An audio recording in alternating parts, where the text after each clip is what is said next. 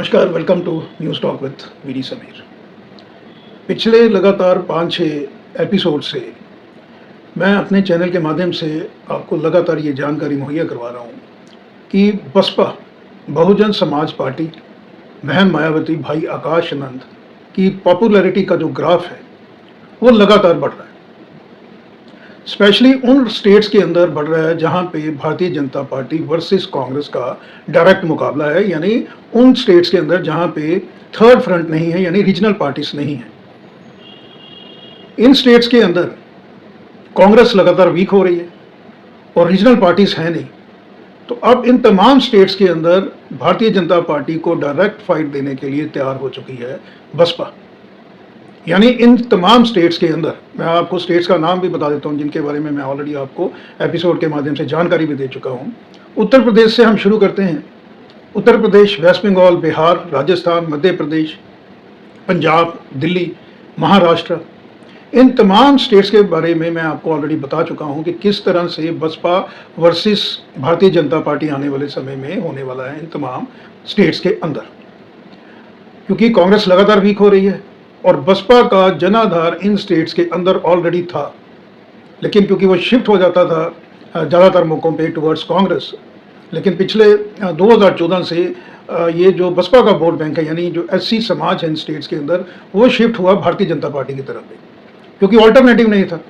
SC समाज की जो सबसे बड़ी पार्टी है, सबसे बड़ा दल है, जो बाबा साहब अम्बेडकर की विचारधारा पे बनाया गया था मान्यवर काशीराम जी के द्वारा बसपा, और उसको आगे लेके अब जाने का काम बहन जी कर रही हैं, मायावती जी और भाई आकाश आनंद। उनकी प्रेजेंस नहीं थी, लेकिन पिछले 7-8 महीने से जिस तरह से बहन जी एक्टिव हुई हैं, इन तमाम स्टेट्स के अंदर बहुत बड़ा मौका बन रहा है बसपा के लिए, बसपा के काडर के लिए, दलित समाज के लिए, ओबीसी समाज के लिए, जर्नल कैटेगरी के अंदर जो इकोनॉमिक वीकर सेक्शन है, उन सभी के अंदर खुशी की जो लहर है वो दौड़ गई है।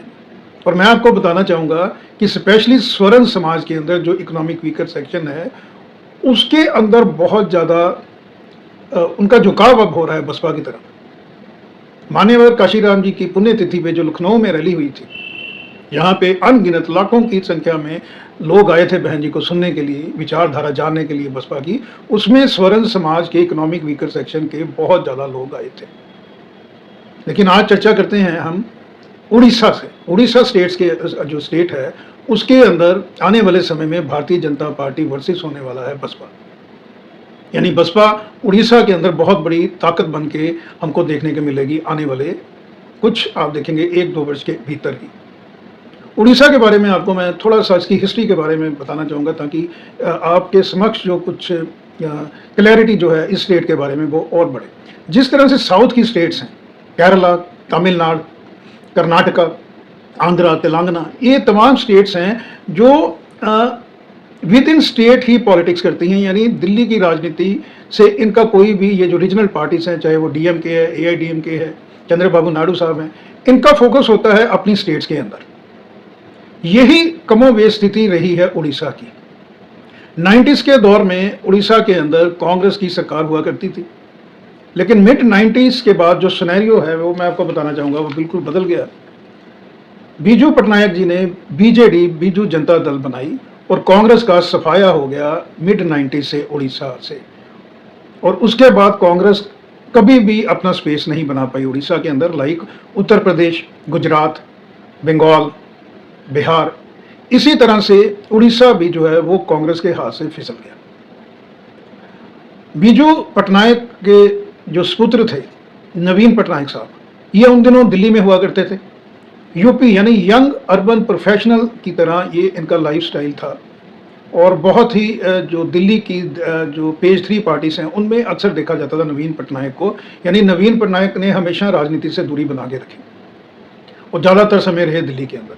लेकिन जब डेथ हो गई उनके फादर बीजू पटनायक साहब की, उसके बाद फिर दिल्ली से शिफ्ट हो गए उड़ीसा के अंदर नवीन पटनायक साहब, और फिर जो है वो 2000 के बाद लगातार उनकी जो प्रेजेंस है वो दिल्ली की जो हाई प्रोफाइल पार्टीज थी उनसे दूरी बनाते गए, और अंततः नवीन पटनायक साहब बन गए चीफ मिनिस्टर उड़ीसा के अंदर। और लगातार बीजेडी जो है उन्होंने ना ही वहाँ पे कांग्रेस को कोई स्पेस दिया और ना ही भारतीय जनता पार्टी को।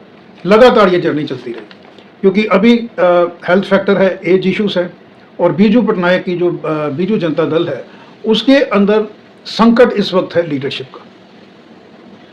जो नवीन पटनायक साहब हैं, ही इज़ अनमैरिड, तो जो लेगेसी है वो आगे पास ऑन तो होगी नहीं अब फैमिली के अंदर। और सेकंड जनरेशन का कोई भी लीडर बीजेडी ने तैयार नहीं किया आफ्टर नवीन पटनायक साहब।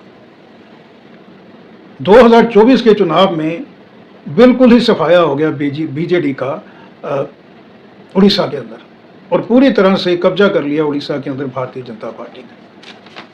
कांग्रेस वहाँ पे, जैसे मैंने आपको बताया कि अपना स्पेस जो है स्ट्रगल कर रही है, लगातार उभर के नहीं आ रही है, और बीजेडी जो जैसे मैंने आपको बताया वो भी अभी वहाँ से लगभग उसका भी सफाया जो है वो निश्चित है, क्योंकि लीडरशिप क्रंच है वहाँ पे।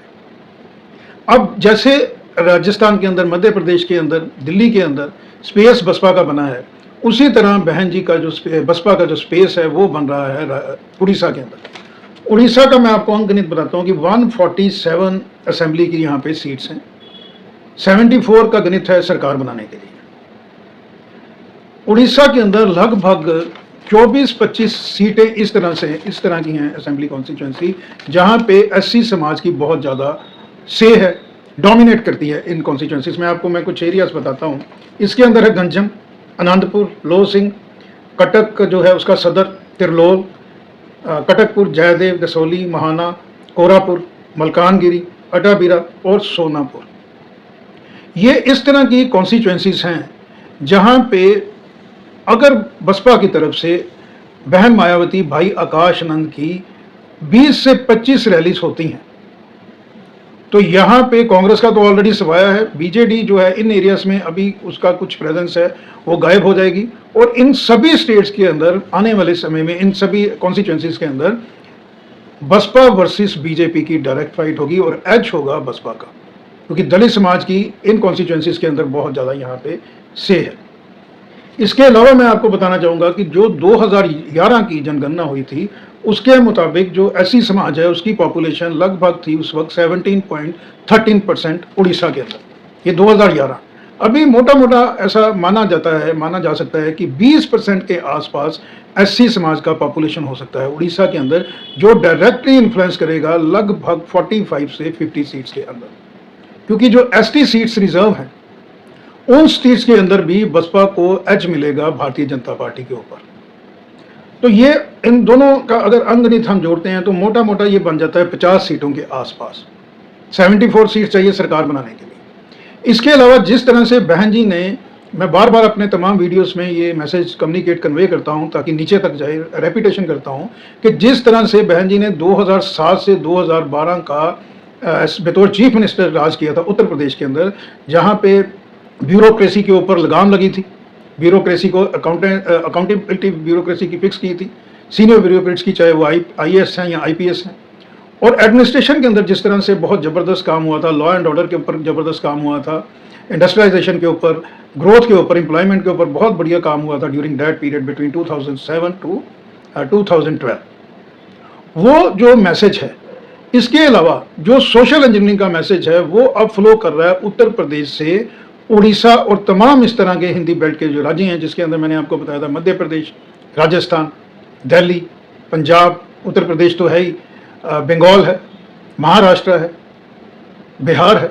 इन सभी स्टेट्स के अंदर मैसेज अब ये जा रहा है कि जो बसपा है वो सर्व समाज की रचना के लिए दृढ़ है, और जो बाबा साहब अम्बेडकर की विचारधारा थी कि जो पिछड़ा दबा कुचला समाज है उसको जो है वो मेन स्ट्रीम में लेके आना, उनको एम्पावरमेंट देनी, इक्वालिटी के बारे में बात करते थे। ये जो विचारधारा है जिसको लेके गोदी मीडिया और तमाम जो बड़े चैनल्स हैं वो नेगेटिव कहीं ना कहीं छवि बनाते थे बसपा की, उस जो छवि से अब टोटली बाहर आ चुकी है बसपा।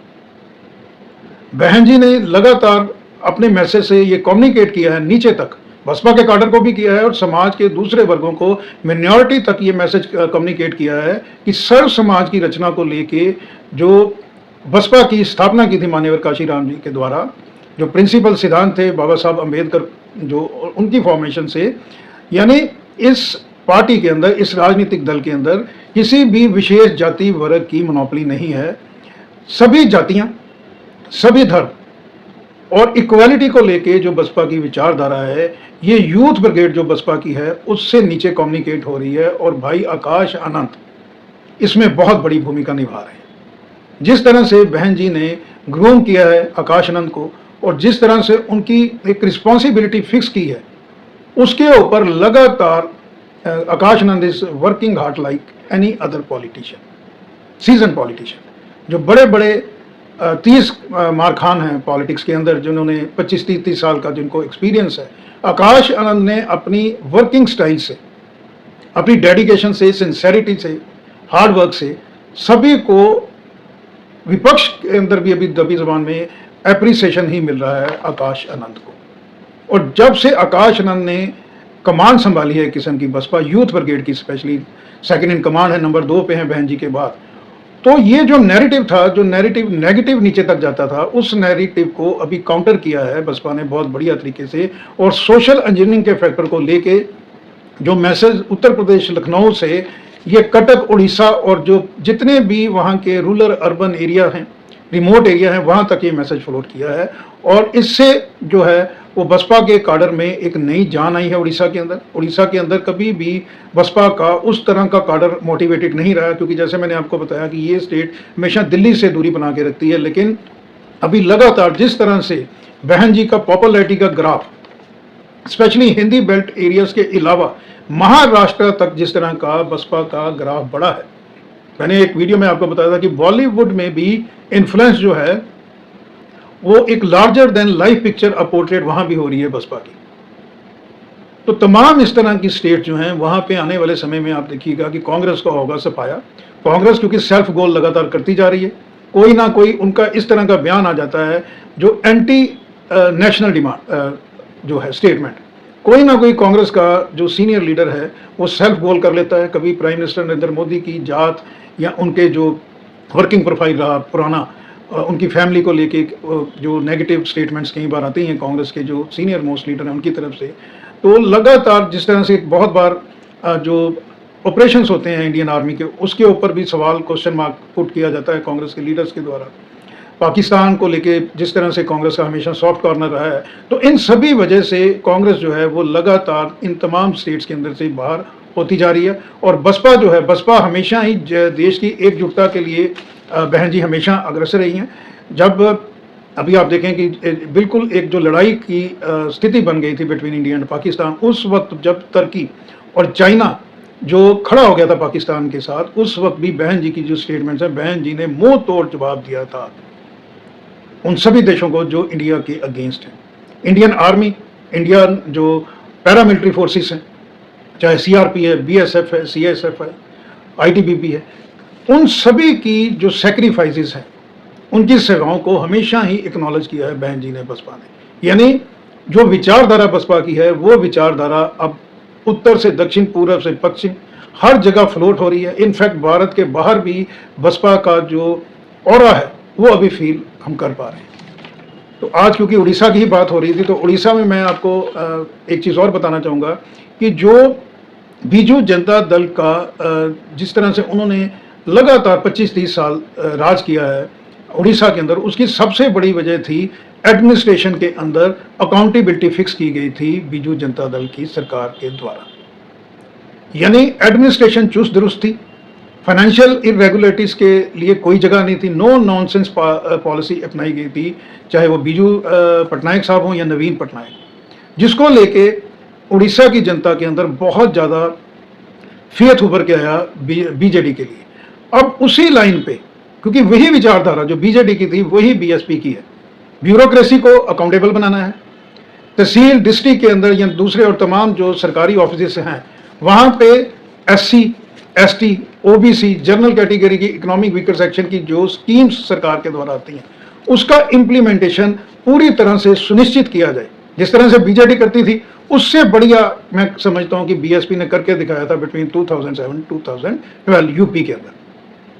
जब भी बहन जी को किसी भी ब्यूरोक्रेट की कंप्लेंट आती थी कि दबे कुचले जो लोग हैं उनकी स्कीम्स नीचे तक इम्प्लीमेंट नहीं हो रही है, कोई ऑफिसर उसमें ऑब्स्टिकल पैदा कर रहा है, बहन जी ने नो नॉनसेंस एटीट्यूड दिखाते हुए उस ऑफिसर को, चाहे वो डिस्ट्रिक्ट का डिस्ट्रिक्ट कमिश्नर है या कप्तान है, एसएसपी है, उनको फौरी तौर से सस्पेंड किया गया था।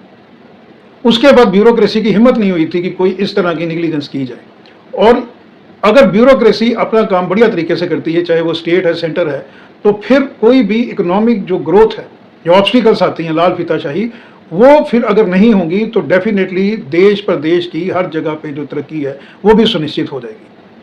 तो उड़ीसा के अंदर जो एक समस्या है वो है जो इंडस्ट्रियलाइजेशन जिस तरह से होना चाहिए वो शायद अभी भी वहाँ नहीं हो रहा है, और कहीं ना कहीं ब्यूरोक्रेसी को और अकाउंटेबिलिटी उसकी फिक्स करने की ज़रूरत है उड़ीसा के अंदर। और ये तमाम जो पैरामीटर्स हैं इसके ऊपर बहन जी की बड़ी ज़्यादा पकड़ है, और आने वाले समय में आप देखिएगा कि उड़ीसा में कांग्रेस का जो बचा खुचा आधार है वो हो जाएगा ख़त्म। बीजेडी जो है उन्होंने कोई भी ऑल्टरनेटिव सेकंड जो लीडरशिप की कमांड है वो वहाँ पे जनरेशन चेंज नहीं किया, तो बीजेडी भी धीरे धीरे जो है वो उड़ीसा से उसका भी जो है जाना तय है। सत्ता में जो भारतीय जनता पार्टी है उसके सामने केवल और केवल आएगी बसपा, और बसपा बिल्कुल टक्कर देने की स्थिति में हो जाएगी भारतीय जनता पार्टी को। और आने वाले समय में आप देखिएगा कि बहुत बड़े नंबर पे विधायक और लोकसभा के मेंबर पार्लियामेंट जीत के आएंगे बसपा के उड़ीसा से। और ये जर्नी बसपा की लगातार आप देखिएगा आने वाले समय में जारी रहेगी। तो आज के अंक में इतना ही, फिर किसी और मुद्दे को लेकर आपके समक्ष हाजिर होगा। तब तक के लिए नमस्कार, धन्यवाद, थैंक यू।